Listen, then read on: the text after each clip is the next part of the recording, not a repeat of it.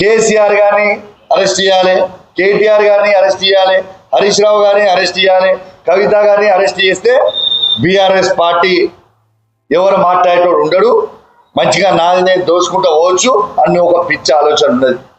నీలాంటి పాగలుగాలు ఉంటారనే కేసీఆర్ గారు ముందే గ్రహించి ఇలా ఈ తెలంగాణ రాష్ట్రంలోనే 60 లక్షల మంది కేసీఆర్ని తయారు చేసి పెట్టిండ్రా బిడ్డ. 3-4తోని పార్టీ లేదు.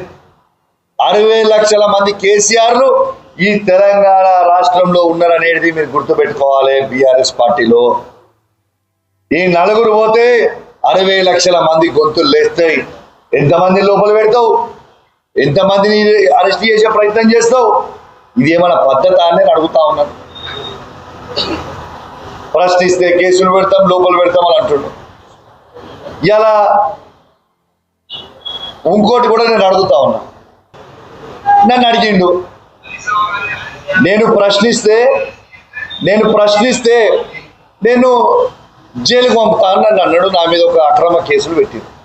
మీ మొత్తం మీడియా ఉన్నది, అంతా మీడియా అంతా ఉండే సాక్షిగా ఎస్ బాజాబ్తు నేను అడిగిన కేసీఆర్ గారు ఇచ్చిన బీఫామ్ మీద సంజయ్ గారు గెలిచిన తర్వాత ఇలా కోట్లాది రూపాయలకి అమ్ముడు పోయి కోట్లాది రూపాయలు తీసుకొని రేవంత్ రెడ్డి గారి ఎజెండాను మాట్లాడుతూ ఉంటే బరాబర్ నేను ఆడ పక్కన కూర్చొని ఉన్నప్పుడు ఆయన ఏమడిగినాను, ఇప్పుడు మీ బీఆర్ఎస్ పార్టీ బట్టలిప్తా అని ఆయన అంటే నేను చూసుకుంటూ ఊకోవాలా? మా బీఫామ్ మీద గెలిచినోడు, కేసీఆర్ గారు పుణ్యాన గెలిచినోడు, కేసీఆర్ అనే బొమ్మ లేకపోతే అసలు ఈ డాక్టర్ సంజయ్ జగిత్యాల ఎమ్మెల్యే అనేటువంటి వార్డు మెంబర్ అన్న గెలుస్తాడా? అట్లాంటి కేసీఆర్ తిరుగుతామంటే నువ్వు చూసుకుంటూ కావాలా? మరి ఇది చెప్పింది ఎవరు? ఒక్క పార్టీ బీఫామ్ మీద గెలిచి ఇంకొక పార్టీ మారితే వాళ్ళని రాళ్లతోని కొట్టి చంపండి అని చెప్పింది ఎవరు? ఈ రేవంత్ రెడ్డి గారా కాదా? ఒక్కసారి నాకు చెప్పండి.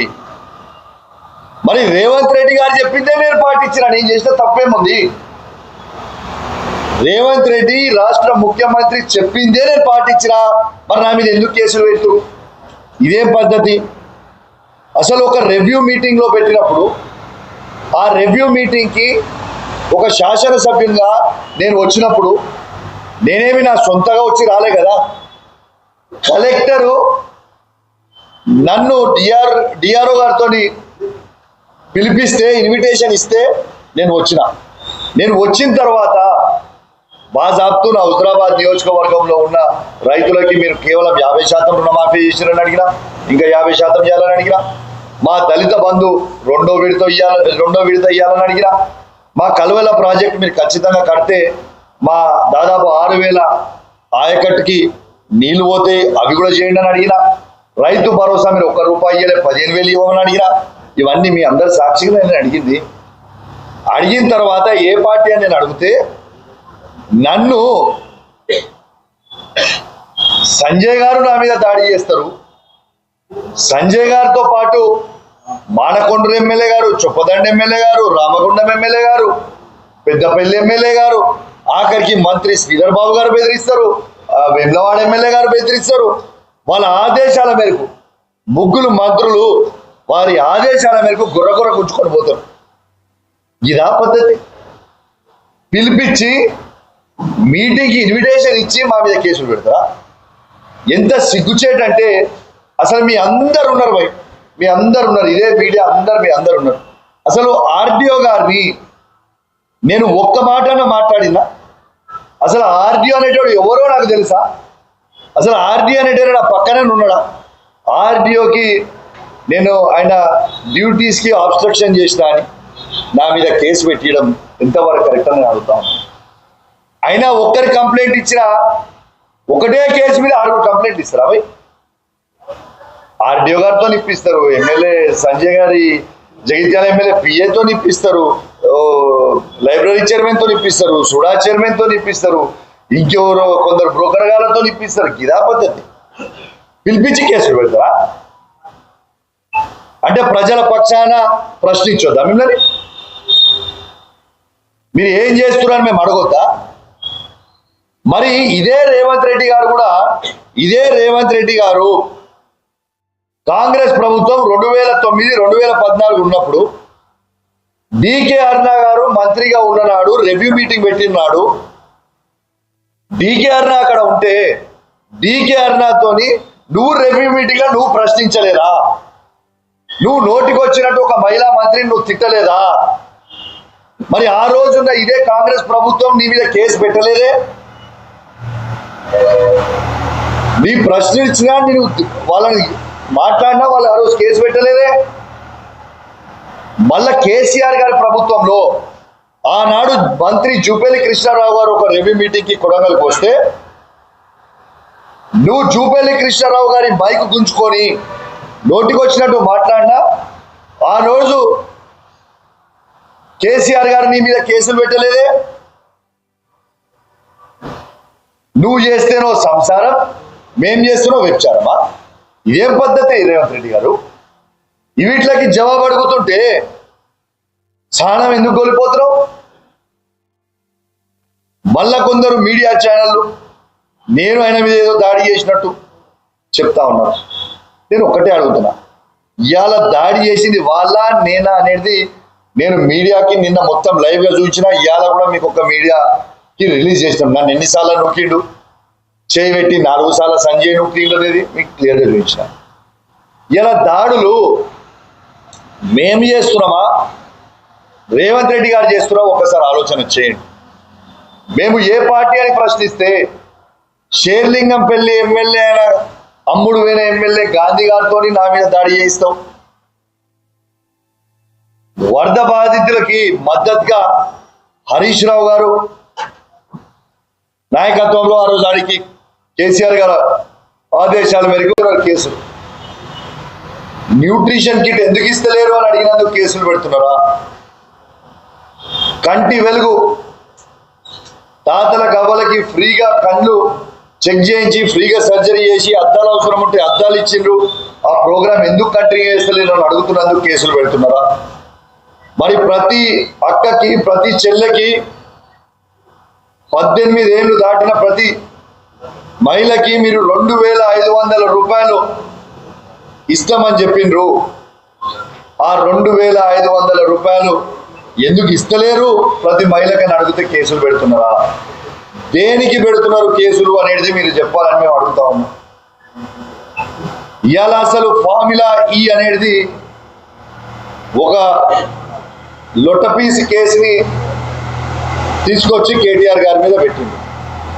అసలు వాట్ ఈస్ ఫార్ములా ఈ? మీ ద్వారా మొత్తము తెలంగాణ ప్రజలకు ఒకసారి తెలవాలి. అసలు ఫార్ములా ఈ అంటే ఏంది?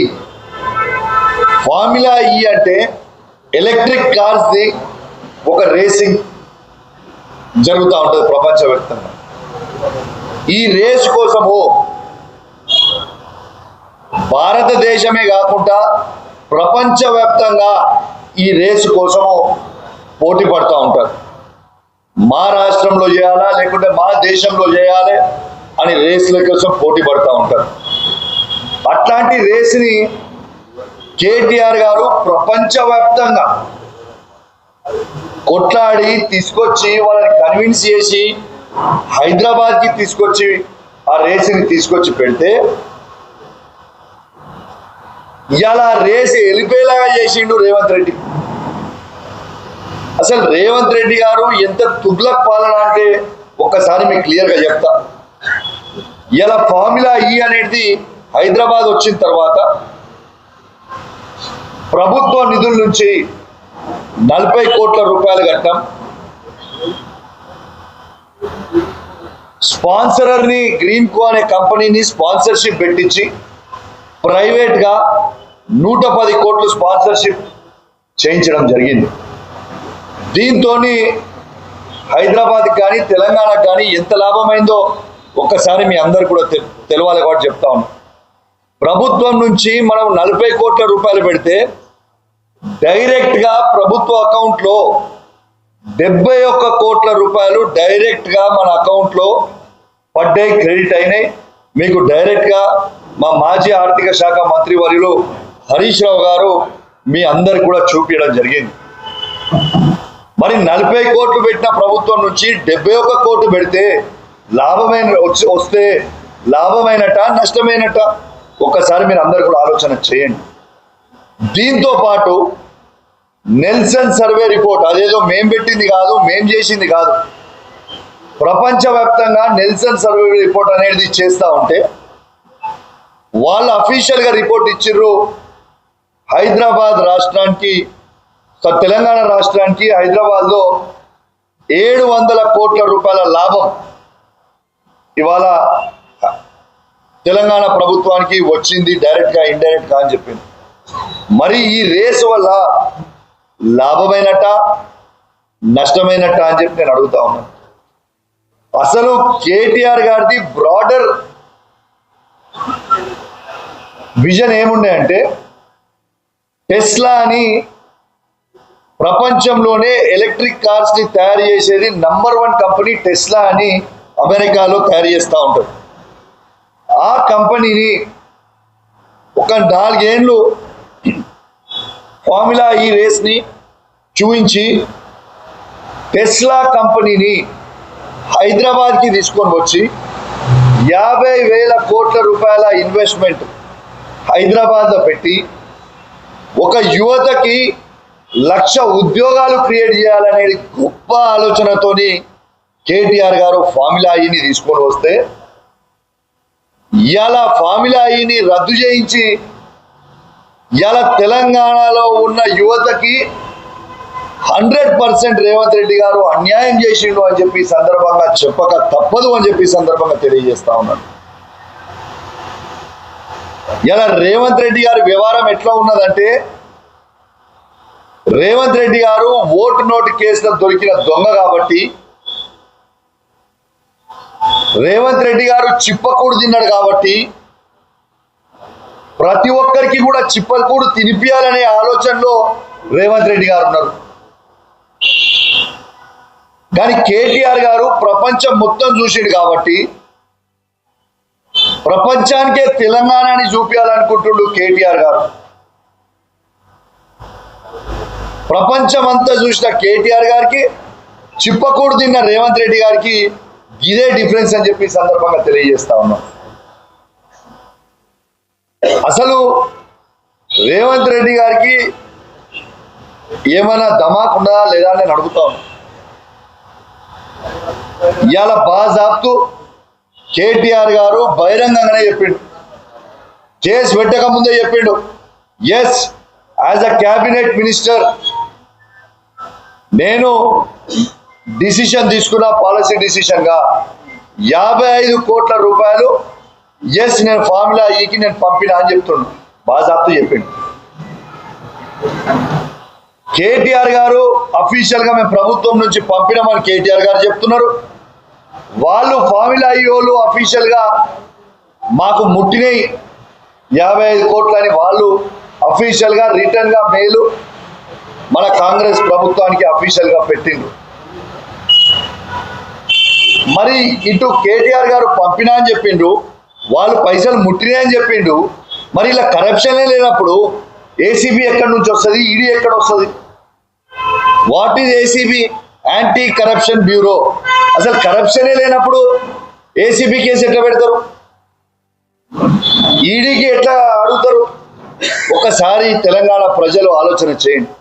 మరి ఇంత నిజాయితీవంతుడై ఉంటే మరి రేవంత్ రెడ్డి గారు ఆ ఫార్ములా ఈ సిఇఓ వచ్చి రేవంత్ రెడ్డి గారిని వచ్చి కలిసింది డిసెంబర్ 13 నాడు, ఆ ఫోటో ఎందుకు బయట పెట్టలే? మరి ఆ ఫార్ములా ఈ కంపెనీ అనేది పైసలు మాకు ముట్టినాయి అని అఫీషియల్గా మెయిల్ పెట్టింది ప్రభుత్వానికి, అది ఎందుకు బయట చెప్పలే? మళ్ళా దీంట్లో తప్పు చేసి ఉన్నాము అని మీరు అనుకుంటుంటే కేటీఆర్ గారు 4 గోడల మధ్య ఎందుకు అసెంబ్లీలోనే చర్చ పెడదాం, 4 కోట్ల తెలంగాణ ప్రజలు మొత్తం కూడా చూస్తారు కదా. మరి నిజంగా కేటీఆర్ గారు తప్పు చేసి ఉంటే మరి అసెంబ్లీలో చర్చ పెట్టి మొత్తం కేటీఆర్ గారు ఇది చేసిన చెప్పొచ్చు కదా, ఎందుకు చెప్పలే? మరి దీని వెనుకనే మీరు రేవంత్ రెడ్డి గారు ఉద్దేశం ఏందో మీకు అర్థం కావాలి. సరే, వాళ్ళు అనేది ఏంటిది? ప్రొసీజర్ ల్యాబ్స్ అని అంటారు. నాకు తెలిసినంత వరకు ప్రొసీజర్ ల్యాబ్స్ కూడా లేదు. సరే ఒక నిమిషము నిజమే అనుకుందాం. అగర్ ప్రొసీజర్ ల్యాబ్స్ ఉంటే అది ఎవరిది తప్పు?